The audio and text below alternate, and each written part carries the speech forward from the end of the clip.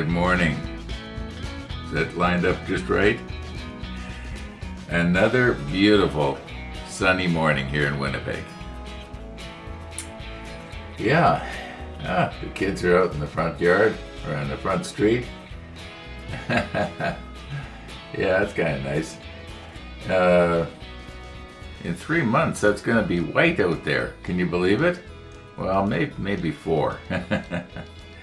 Anyway, while you're watching this morning's sunrise, there's something I want to mention, and that is, I guess 2 or 3 months ago, I started another email address just for the model ship at hotmail.com, and I got to admit to my shame, I'm forgetting to check it.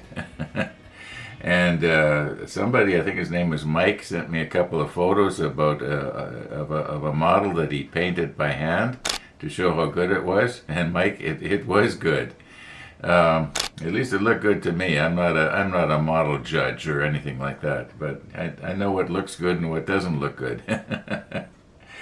Yeah. So where am I going with this? Well, what I'm saying is that I'm forgetting to check that email.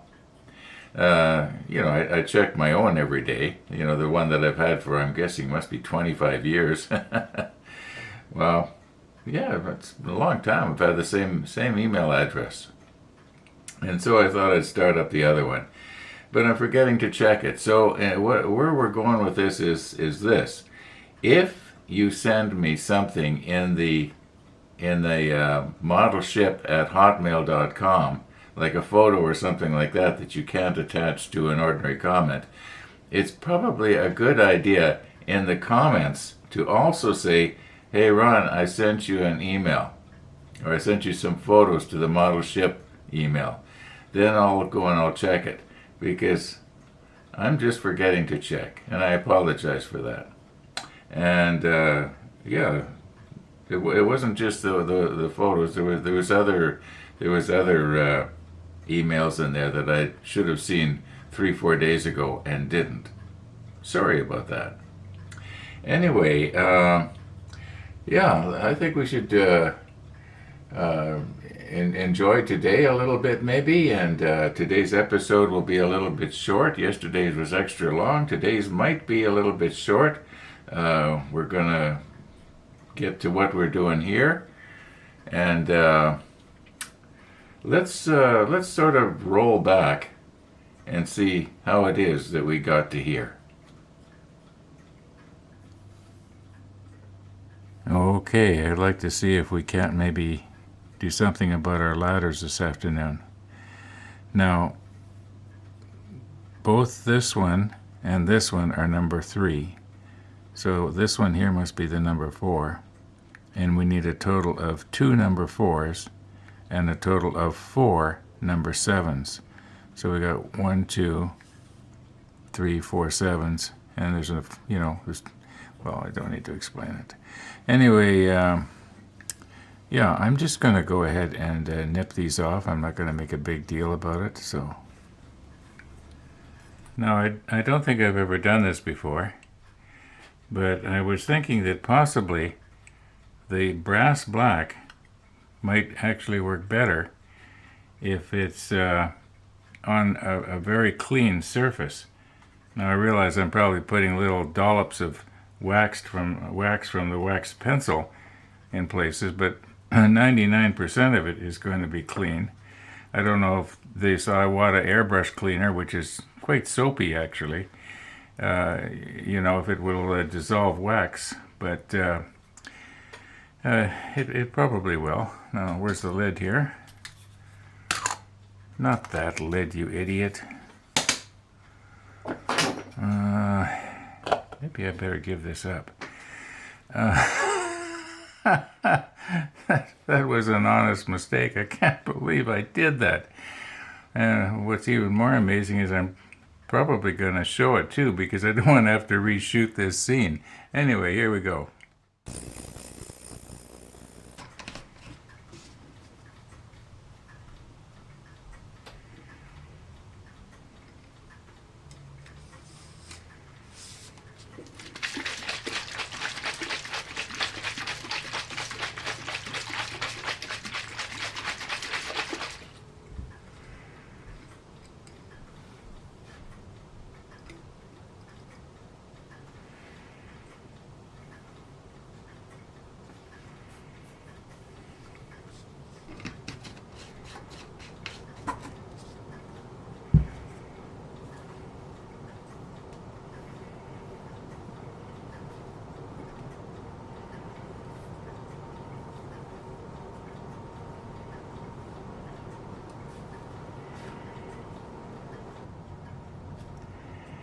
Yep, not that lid, you idiot. I can't believe I did that. Well, I was relying on my peripheral vision. There was something round there off to the side, and it was about the right size, and I just grabbed it.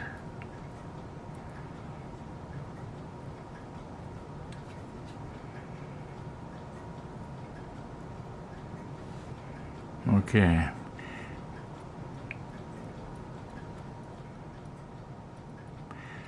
Now, I don't think there's too much isopropyl 99 residue on these.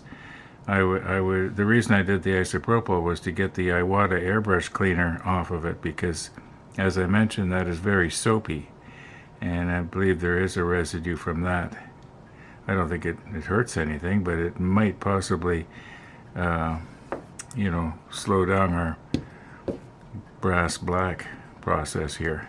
And what I'm using is some brass black 50/50 that I mixed up. Oh my goodness, it must be about a year ago. It's maybe I should mix up some fresh here. I don't know if there's a like a shelf life to this sort of thing or not.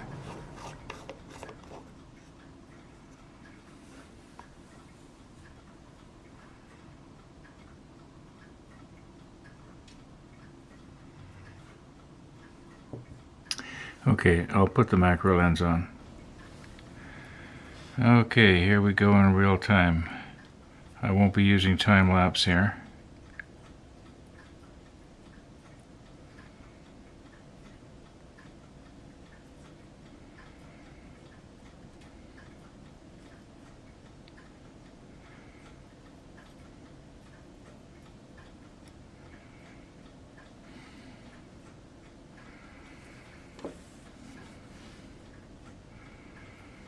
I'm just going to rock it back and forth just a little bit to help change the solution on the brass.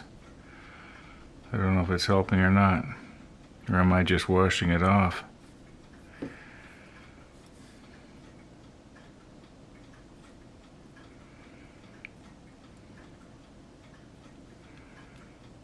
They're kind of coming to the surface on me. Oh, there we go. We got them submerged now.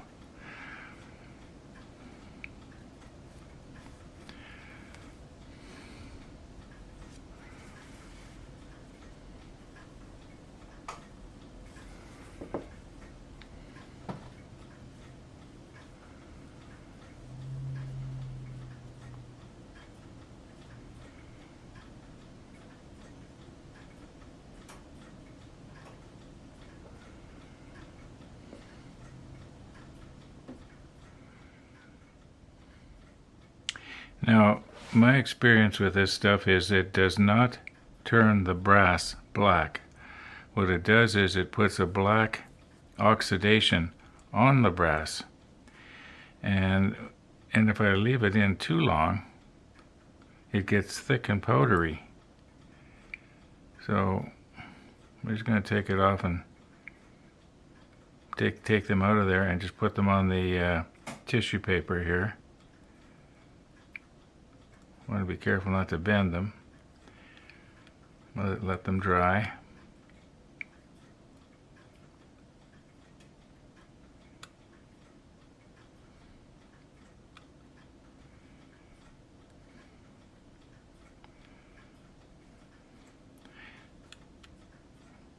Now, one thing's for sure, they're not glinting anymore.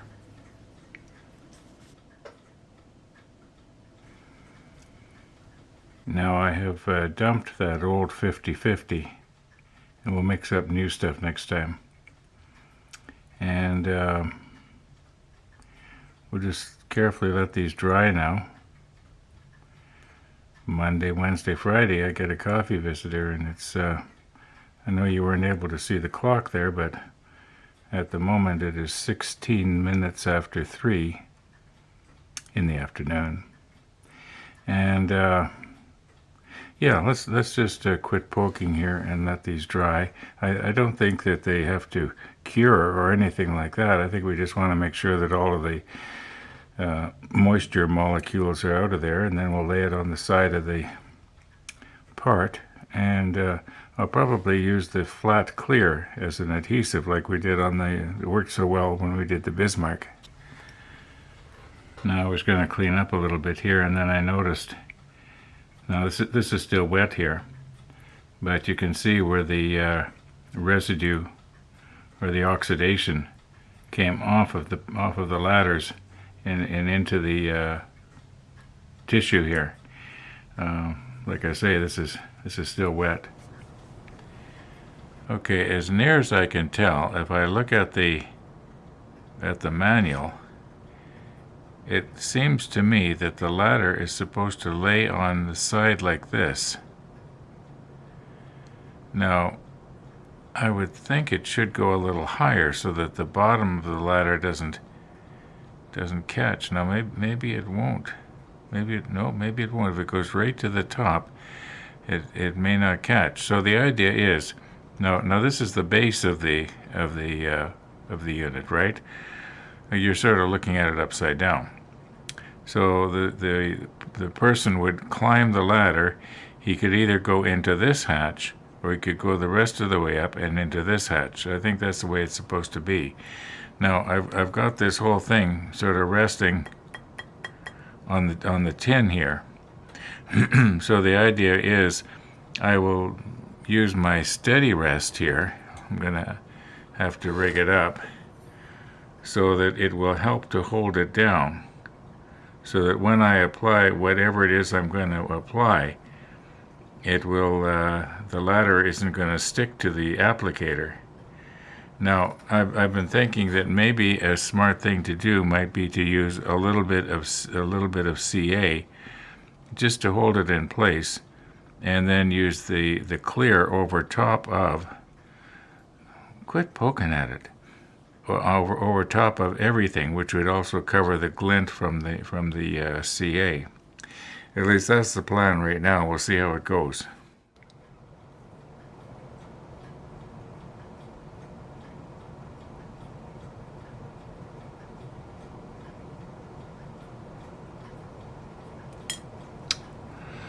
Wouldn't you know?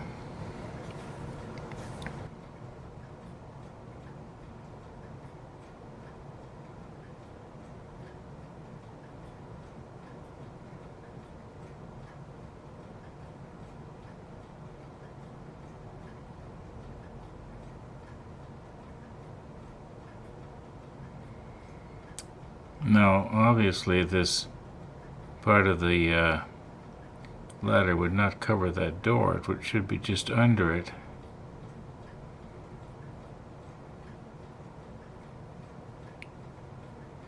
There, I think that's pretty good.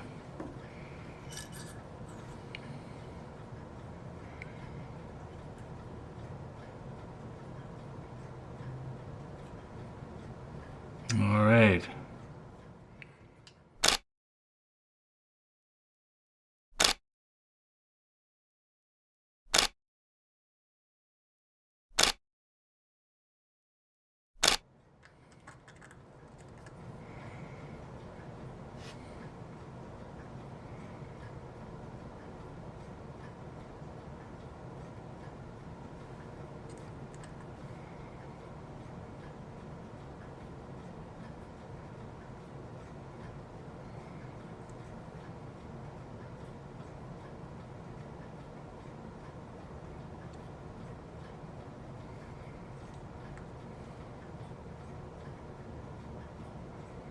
Okay, let's let that cure. Okay, I have put the other 5 ladders on pretty much exactly the same way. And they went really fast. The CA glue that you see glinting there, some of it I don't think is cured yet, so we're going to wait a while before we do the flat clear process to cover up the glinting. And also to sort of seal the, you might say, powder coating on the ladders. Yeah, otherwise I think they came out pretty good. I'm happy anyway.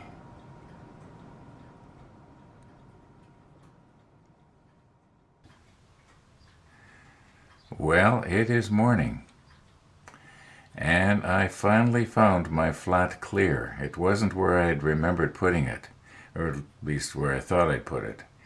And when I got the jar here, I was shocked, you might say, to find that I've only got about a milliliter or two left in it. And I'm thinking, well, how could that be? It couldn't possibly have evaporated. And all I remembered at the time was doing little ladders way back on the Bismarck. I don't think we did anything like this on the Hood. And then I remembered, oh yeah, I used it on the hull for the Rodney. One of the few times that I actually used flat clear on a large area. And it came out pretty good. Now, this is the plan. I'm going to take one of these smaller units, and I'm going to probably use something like the helping hands to hold it on its side, and we are going to very, very carefully, if we can, with a brush, apply a good thick layer of flat clear only where the ladder is. And it'll probably run off a little bit on both sides, but it should cover the glinting from the CA glue. Then what I'm going to do is I'm going to do the time-lapse method and see if we can't watch this stuff shrink wrap around the ladder. I think we did something like that on the Bismarck, and I found it rather fascinating. And maybe to speed things up a little bit, I'll use my heat gun here. I'll just have it set at 140 degrees. We don't want to be melting any plastic. Yeah, it should work out pretty good. At least that's the plan. Okay, I realize that it looks like I got overkill going on here again. And originally, I was going to just use something like this. And then I realized that I could very easily bump this, out of alignment. And if I've got the macro lens set, just exactly right, and if you move this just a little bit, it goes in or out of focus. So, or completely out of the field of view.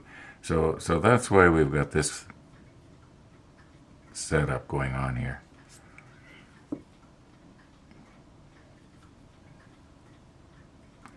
And this is still adjusted from last time I did this sort of thing. Maybe I'll see if I can maybe go down just a little bit here. Okay, I don't think that's going to fall out of there.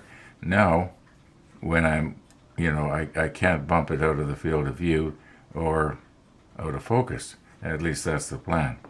So let's get our macro lens on, and yeah. Okay, I think we're ready to go here. Now, let's try not to bump anything or get my head in the light. And we want to get it on there fairly thick so it'll kind of act like a glue as well.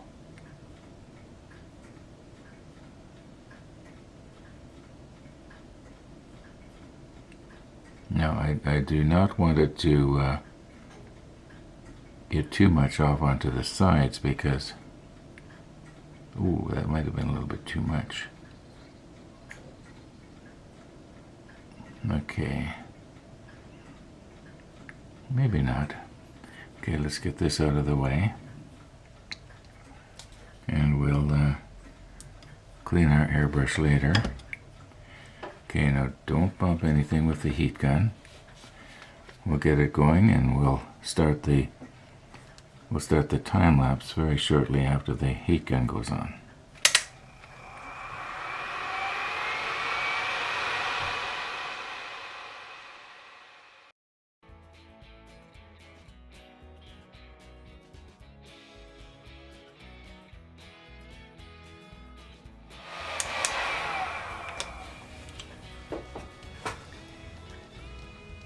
Well, it does appear that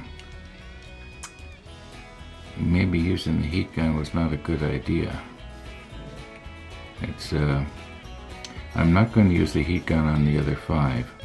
I'm just going to do it, let it dry naturally and slowly, and then we'll take a close look at the other 5. Not this close, but close enough. Yeah, it seems like the heat actually maybe boiled it. Well, it shouldn't have boiled it at 140 degrees Fahrenheit. So it's like a real hot day in Winnipeg. Yeah. And anyway, we'll take a closer look at the other 5, but that's going to have to be in the next episode. So thanks for watching, everybody, and all being well, we'll be seeing you tomorrow.